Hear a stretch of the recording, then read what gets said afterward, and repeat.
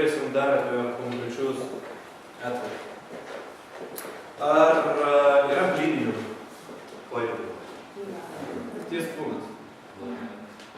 Gerai, jeigu tiespūnas kartais ne franšizė? Franšizė, tik Rusijoje jie vadinasi kitaip. Jie vadinasi Čaidnoje ložka. Ir pakeistas buvo pavadinimas, todėl, kad franšizės davėjas nusprendė, aš noriu į Vakarų Europą. Kaip mąsto žmonės Vakarų Europoje, Rusijai nelabai įsivaizduoja. Todėl mes esam, turiuomenį Lietuva, Latvija, Estija, esam iš vienos pusės jau nebe Tarybų sąjunga, bet dar ne visiškai vakarai. Ir tikėtina, kad mes visą laiką tokiais ir būsim. Ir tai gali būti mūsų stiprybė, nes mes suprantam ir kaip tie galvoja, ir kaip tie galvoja. Tai šituo atveju franšizės davėjas labai aiškiai strategiją pasirinko ateiti į šią rinką, pabandyti, kaip šitas verslo modelis veiks čia ir vėliau judės toliau. Tai štai jums dar vienas pavyzdys iš franšizių, kurį gali sutikti kasdieniam gyvenimui. Bet ar nėra labai blogas pavyzdys Tiespūnas? Labai. Gali būti, kad blogas. Pavyzdys, čia buvo pavyzdys, kad tai irgi yra franšizė, bet mes galim apie tai pakalbėti. Kas yra bloga tame? Vadyba. Tai yra... Aptarnavimas, iš tikrųjų, aš tikrai pasakysiu, vakar buvau Tiespūne. Kelintą kartą? Antrą. Pusę salės uždaryta, užstatyta kėdėmis, dirbo du darbuotojai, kurie yra vaikai. Nei labas, nei sudė, net išeinant, sakant viso gero, niekas garso jokio nėra. O darbuotojai keičiasi, tai... Aš kadangi 2 kartus neprisimenu, kas dirbo anksčiau iš tikrųjų. Bet prasme tai jautėsi, kad, spragų yra daug ir dėl to greičiausiai ir lankytojų buvo, aišku, irgi dvi poros. Gerai, tai dabar štai vietoj vėlgi, nebent yra kažkas iš tos įmonės, mes galim pabandyti padiskutuoti, kodėl taip atsitinka. Aš matau 2 variantus. Vienas tai yra franšizės gavėjas, nesugeba sutvarkyti. Kitas variantas franšizės davėjas nedaro to, ko jūs norite. Tai yra Rusija, tai yra tvarka. Galbūt. Tai yra ateini pusę salės uždaryta, niekas su tavimi nepasisveikina, galbūt tai yra norma. Gali tai būti. Nes skirtinga vartojimo kultūra. Tiesiog tai nėra kažkoks blogas ženklas. Kai jie ateina čia, jie jau žino, kad tai yra nežino, o net nesuveikia. Tai yra silpnybė, kuri neleidžia veikti franšizės davėjų čia. Bet mažos pajamos, sakykime, iš karto lieptų franšizės davėjų reaguoti, analizuoti reiškia. Taip. O gavinė veikia pakankamai... Aš norėčiau, kad visi franšizės gavėjai labai greitai taptų sėkmingais verslininkais, o franšizės davėjai būtų nuostabus, teiktų visą laiką palaikymą. Bet taip nėra, nes mes gyvename realiam pasaulyje ir tai, ką mes jums pasakojam, kodėl papasakojam ir duodam kažkokį vieną pavyzdį. Ir vėlgi pasikartosiu, franšizė nėra panacėja ir tai, kas yra parašyta teorijai, ne visada veikia praktika. Ir ne visi sugeba pasinaudoti to daryti. Tai kaip jūs galvojat, pavyzdžiui, prekės ženklas, ar gerai, kad pakeitė į Tiespūną, o nepaliko Čaidnoje ložką? Blynai asocijuojasi su kuo? Su Rusija. Su Rusija. Tai kaip jūsų nuomonė? Mes esame per Mėliau būtų Čaidnoje ložka galbūt. Nes 50% klaipėdiečių nežino, kas yra Tiespūnas.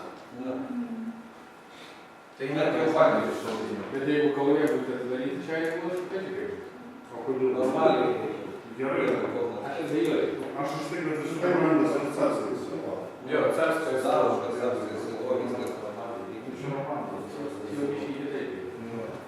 Tai labai geras klausimas, mes dėja jį atsakyti negalėsim, bet mes galim padiskutuoti ir pamastyti. Tai yra franšizės davėjas, mes čia susirinkom, iš tikrųjų tikslas yra padėti suprasti, kaip franšizės gavėjas turi bendrauti. Tai čia klausimas, ar buvo žadėta, bet nebuvo duota, ar franšizės gavėjas iš tikrųjų prisėmė kažkokią atsakomybę.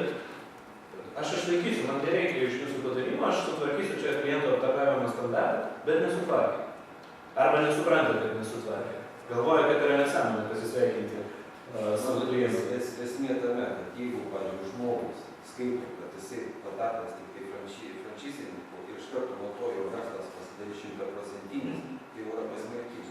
Jisai pirmiausiai turi pats dirbti, o franšizė tik tai turi prisimti tam, kad jau būtų sėkmingesnis verslas. Jeigu prasti žmonės nemoka sveikintis, tai yra personalo parinkimas, o ne franšizininko bėda, kad jisai jam vardą daro. Jisai suteikia sąlygas tau dirbti pirmiausia, o ne tai, kaip tu dirbsi, jeigu tu nemoki ir apsikarpyti savo kėmę, tai tada joks tavo ženklas, jokia firma. Gal važiuojam, bet mes rytoj Šiauliuose skaitysim seminarą, mes skaitysim, bet jau viena dalį.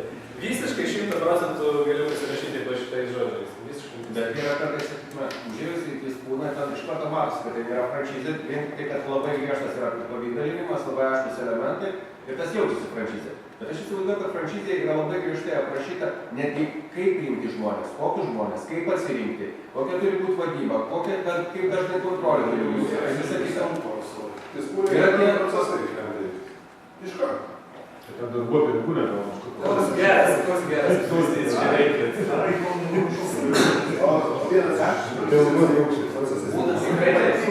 Tikrai taip, ir vienas, pasirašau žodžius. Tai dabar kalba eina apie tai, kiek gerai ta franšizė, paimkim, priimkim pusę franšizės geriai. Mes už franšizės geriai šioje situacijoje galvosim, kad franšizės darėjas tiesiog nepakankamai giliai pamastė ir nusprendė, ai, padarysim, daug pakankamai rusakaimų Klaipėdoje gyvena, tai gal suveiks, pažiūrėsim, kaip bus. O franšizės darėjas, neturėdamas pakankamai daug patirties, sako, davai, gerai, tinkamai, varom.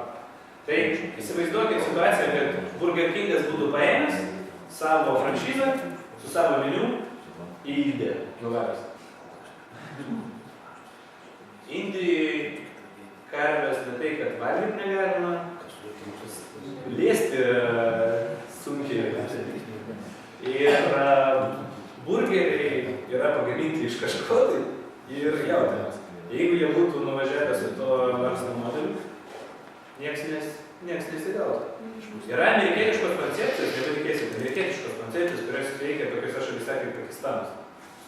JAV, Pakistanas, čia šiaip pelė katė.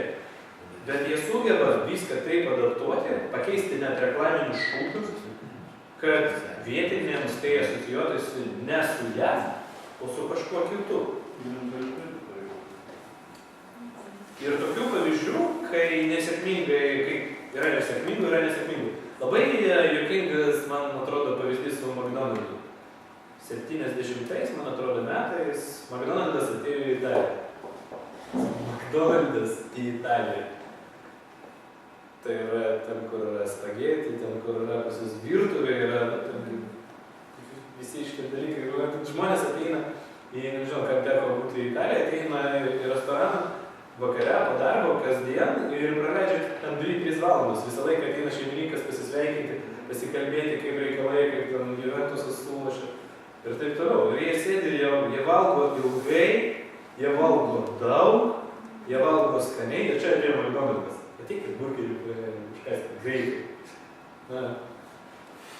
Jie visiškai, atsiprašau, pravalas. Bet laiko einant, kai atvažiavo daug emigrantų, pradėjo važiuoti vis daugiau ir daugiau turistų, vis daugiau ir daugiau amerikiečių. Kaip amerikietis važiuos į Italiją, jeigu civilizuotas šalis?